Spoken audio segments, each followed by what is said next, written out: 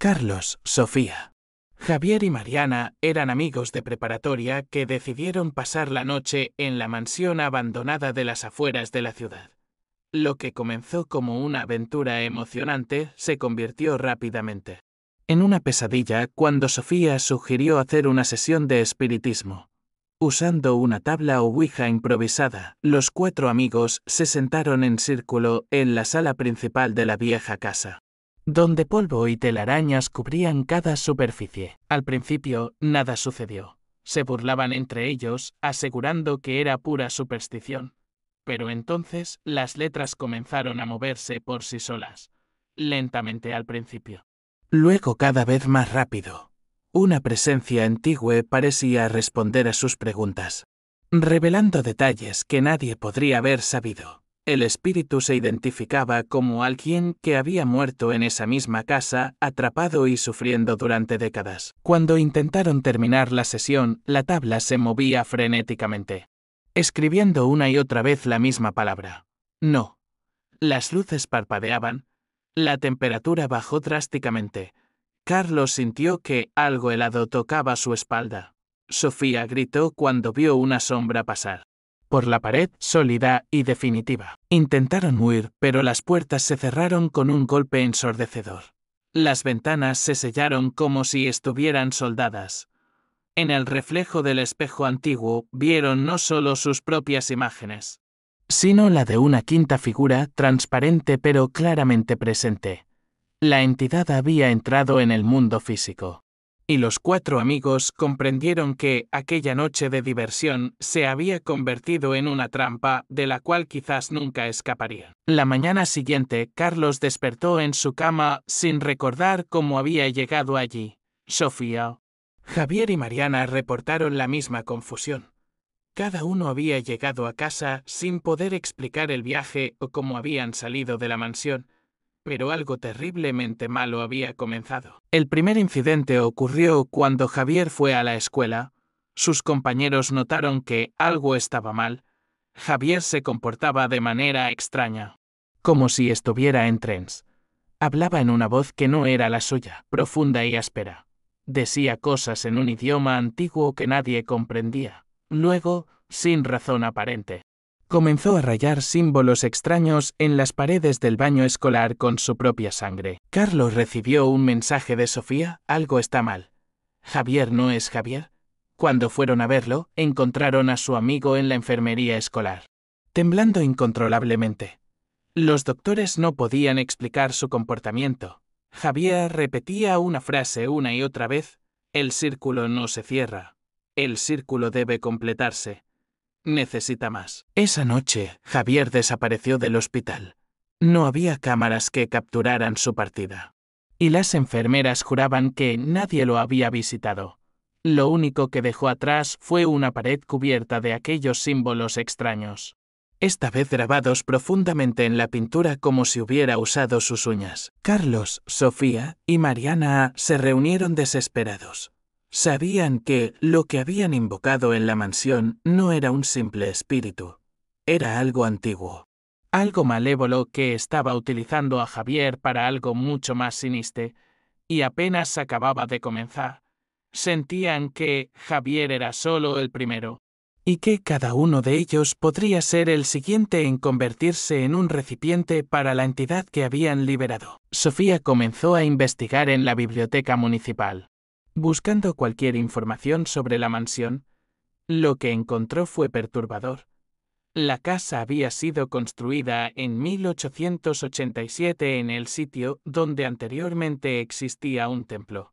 En los archivos históricos encontró menciones de desapariciones misteriosas en los años 20. Familias completas simplemente desaparecían sin dejar rastro. Luego, los periódicos de la época hablaban de un culto que realizaba rituales en la región. Un artículo de 1923 describía el arresto de un grupo de personas acusadas de practicar magia negra y llevar a cabo rituales de sacrificio. El líder del culto se llamaba Ignacio Maldonado.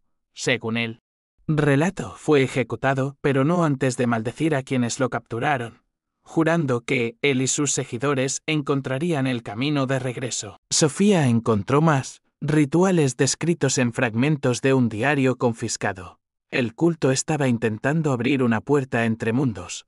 Necesitaban 7 participantes voluntarios. Pero cuando fueron detenidos, solo habían completado 5 rituales. El círculo había quedado incompleto durante casi 100 años.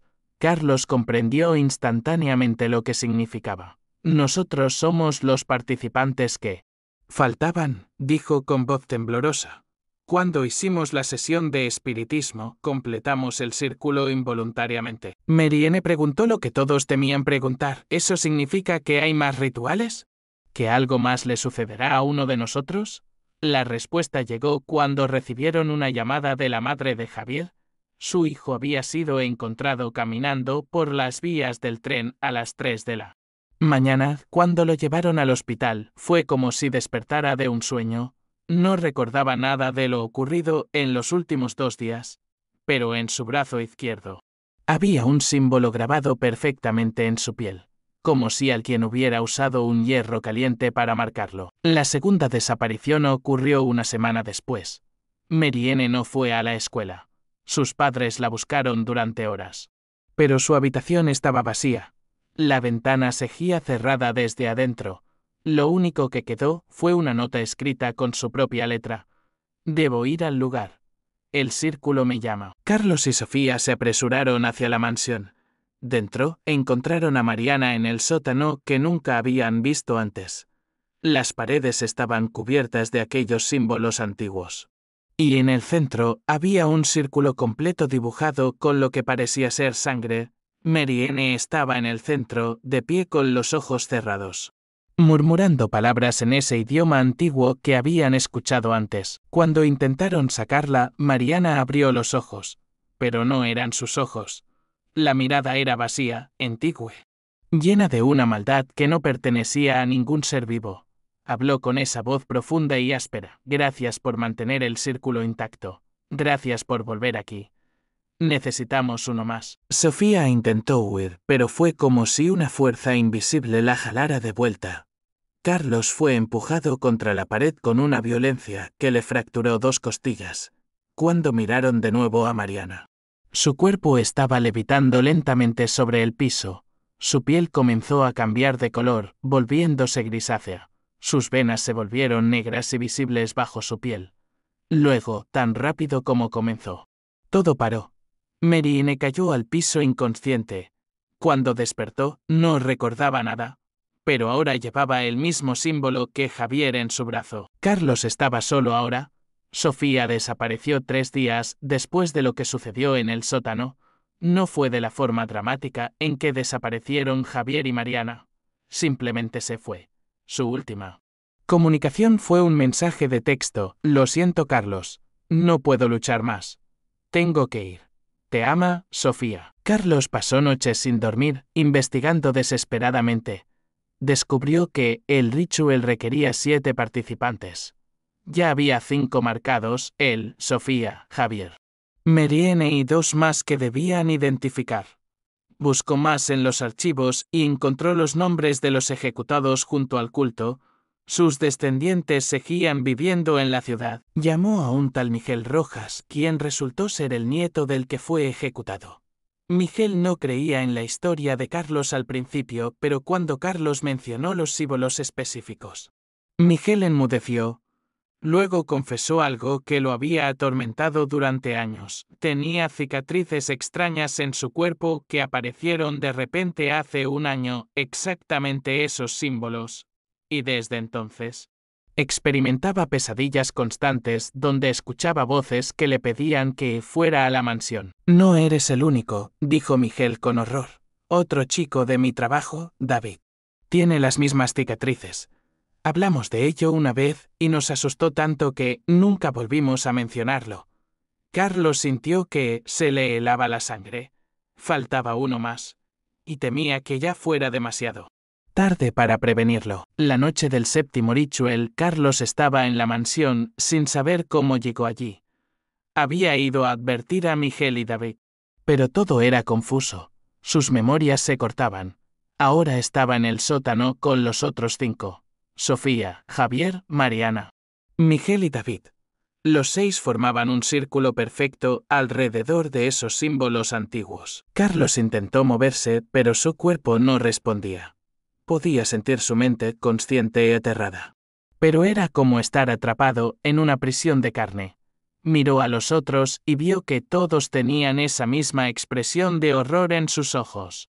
Como si sus mentes estuvieran observando mientras sus cuerpos actuaban sin su consentimiento. Comenzaron a hablar en ese idioma antiguo. Sus voces salían de sus bocas. Pero no eran sus voces. Era como si la entidad hubiera tomado control de sus cuerdas vocales. Los símbolos en el piso comenzaron a brillar con una luz roja sangre. Las paredes temblaban, en el aire. Una forma comenzó a materializarse, nebulosa y terrible, con características que la mente humana no estaba diseñada para procesar. Carlos quería gritar, pero no podía. Solo podía mirar mientras sus manos, sin su voluntad, se levantaban juntas con las de los otros 5. La forma en el aire se volvía más sólida, más presente. Más real con cada segundo. Sintió como su energía era extraída de su cuerpo, como si su esencia misma fuera siendo absorbida para alimentar a esa cosa antigua y malévola. Fue en ese momento cuando comprendió la verdad terrible. No eran los invocadores, eran el sacrificio. Habían sido atraídos a este ritual no para completar un círculo, sino para servir como los recipientes finales para la entidad que Ignacio Maldonado había pasado un siglo intentando traer al mundo, y ahora estaba aquí. Y ellos no podían hacer nada para detenerlo. 3 días después, la policía encontró la mansión abandonada. Dentro, en el sótano, encontraron a 6 jóvenes inconscientes pero con vida. Fueron trasladados al hospital. Los médicos no encontraron nada físicamente mal con ellos, pero todos estaban en coma. Sus familias mantuvieron vigilia constante, rezando por su recuperación. Pero los cuerpos no eran lo que preocupaba a Carlos cuando, algún lugar profundo en su mente, logró abrir los ojos después de 2 semanas. Estaba consciente. Pero no podía moverse. Podía sentir su cuerpo, pero no controlarlo. Y podía sentir otra presencia en su mente, antigua y poderosa, observando constantemente a través de sus ojos. Cuando los doctores notaron que había despertado, corrieron hacia él. Carlos intentó advertirles, pero cuando abrió la boca, habló con esa voz profunda y áspera que no era la suya. Dijo cosas que su boca no había formado en ese idioma antiguo que seguía escuchando constantemente. Los doctores se retiraron, asustados. En ese momento, Carlos comprendió la última y más terrible verdad. El ritual estaba completo. Los 7 participantes estaban unidos. Y la entidad no solo había traído al mundo, sino que ahora vivía en cada uno de ellos, compartiendo sus cuerpos, sus mentes, sus almas. Sofía, Javier, Mariana, Miguel y David despertaron en los días siguientes, todos con la misma condición. Todos con esa otra presencia en sus mentes. Todos conscientes, pero sin control. Y en las noches, cuando sus familias dormían, los 6 jóvenes se levantaban de sus camas y caminaban hacia la mansión como si fueran jalados por hilos invisibles. En el sótano, donde todo comenzó, los 6 se reunían cada noche, y cada noche más símbolos extraños aparecían en las paredes, y cada noche más voces jóvenes podían escucharse en las afueras de la ciudad. Jóvenes que habían descubierto la mansión por casualidad. Jóvenes curiosos que querían experimentar una sesión de espiritismo solo una vez. Porque el círculo nunca se cierra. El círculo solo se expande. Ignacio Maldonado, después de un siglo de espera, finalmente estaba libre. Y estaba hambriento. Muy, muy hambriento.